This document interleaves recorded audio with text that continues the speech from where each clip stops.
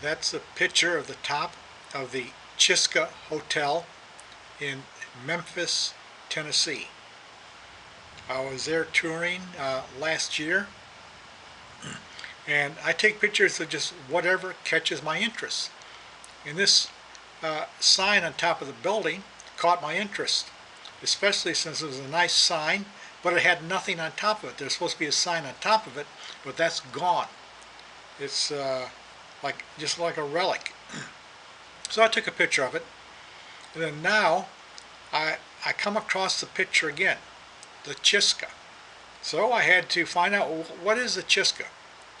Got to be some story behind the Chisca Hotel in Memphis. So I checked online for the story of the Chisca Hotel. Well, it's a hotel built in 1913 in downtown Memphis, and today it's supposed to be renovated. I don't know if it has, but it was closed up for quite a while, and just in basic disrepair for decades. So okay, that was interesting. And then I found out that it had a radio station in the 50s broadcasting from this hotel. I think it was WQBH.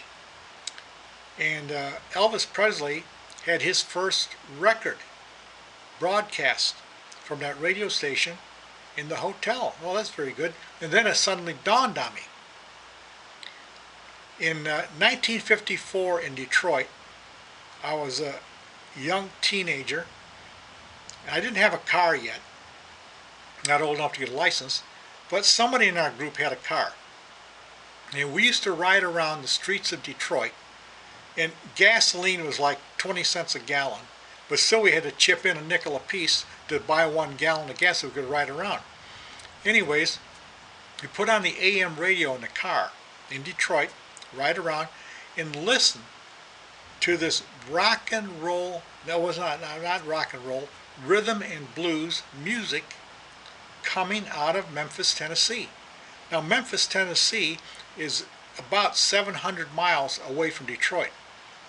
I don't know how they did it because we got no other stations outside of Detroit except the local stations. But this station had the power to broadcast 700 miles into Detroit. And what they played was rhythm and blues music. And this was a real shocker for us. We never heard anything like this. And the kids loved it, us teenagers. We thought this was fantastic. But the older people, when they found out that we were listening to rhythm and blues, they said, "Oh, you're listening to that race music, that dirty race music." That's what they called it back then, was race music. But we just loved it when that station, we caught that station coming out of Memphis, Tennessee. We turned that radio up full blast, and every kid in the car is rocking and rolling all over the place. So it's very interesting that this Chisca Hotel, which I just happened to take a picture of, played a part in my early teenage years.